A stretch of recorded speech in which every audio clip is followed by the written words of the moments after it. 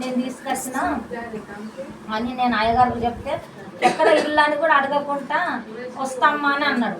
వస్తామ్మా అని అన్నాక మా ఇంటికి నేను అయ్యగారిని తీసుకొని వచ్చిన.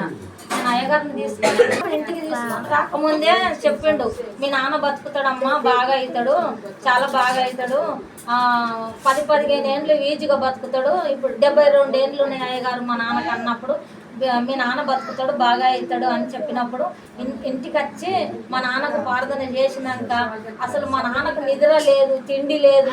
అలాంటోడు ఆ రోజు నైట్ అంతా బాగా నిద్రగా పోయిండు. పొద్దున 8 గంటల దాకా కూడా మా నాన్న లేవలేడు. మా నాన్నను దేవుడు స్వస్థపరిచిండు. అయ్యగారు ప్రార్థన చేసిన ఎంబడే మా నాన్నకు మంచి స్వస్థత వచ్చింది, మంచిగా అయ్యిండు. ఇప్పుడు మంచిగా అన్నం తింటోండు. అన్ని రొట్టె కూడా నిన్న చేసిన రొట్టె కూడా తిన్నాడు, చలి రొట్టె కూడా తిన్నాడు. అంత ఇప్పుడు ఆరోగ్యంగా ఉన్నాడు మా నాన్న.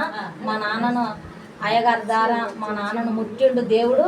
ఎంత అయ్యగారు ప్రార్థన చేసినాక మాకు ఎంత అంటే నాకైతే చాలా కట్టలేనంత, ఊహించలేనంత మేలు నాకు అనిపించింది. నేను ఎన్నడూ ఇలాంటి సాక్ష్యం నేను వినిపించలేదు. నేను ఎవరన్నా చెప్తే అవునా మా ఏమో అని అనుకునేదాన్ని కాదు. అది మా జీవితంలో జరిగిందని, నేను ఇంత గొప్ప సాక్ష్యం మా జీవితంలో జరుగుతుందని కూడా నేను ఎప్పుడు ఊహించలేను. మాకు ఇప్పుడంటే మాకు చాలా అది మా నాన్నను మరణస్థితి నుంచి తప్పించుడు దేవుడు. అయ్యగారు మా ఇంటికి వచ్చి ఆ కాలు దుమ్ము ఏందో కూడా నాకు అర్థం కాలేదు. ఒక యాజకుడు, బైబిల్లో యాజకుడు అని ఉన్నదంట, నాకు తెలియదు. యాజకుని కాలు దుమ్ము, పాదం దుమ్ము ఇంట్లో పడితే, మన ఇంట్లో పడితే చాలా స్వస్థత వస్తుంది అన్నమాట నాకు ఆ మాట నాకు ఎంతో మంచిగా అనిపించింది. అయ్యగారు మా ఇంటికి వస్తే నాకు ఎంతో మంచిగా అనిపించింది, చాలా మంచిగా అనిపించింది. ఇప్పుడు మా నాన్న బాగా అయింది. క్యాన్సర్తో బాధపడేటైనా మా నాన్నకి ఇప్పుడు ఇంత కూడా పుండు లేదు, మంచిగా అన్నం తింటోండు. కానీ మళ్ళొక్కసారి హాస్పిటల్ పోవాలని అనుకున్నాము. ఇంకా మా నాన్నకి ఇంకా ఏమి లేకుండా దేవుడు దీవించాలని, మీరందరూ ప్రార్థన చేయాలని ఆశ. థ్యాంక్ యూ అమ్మ. మరి మంచి సాక్ష్యం చెప్పారు.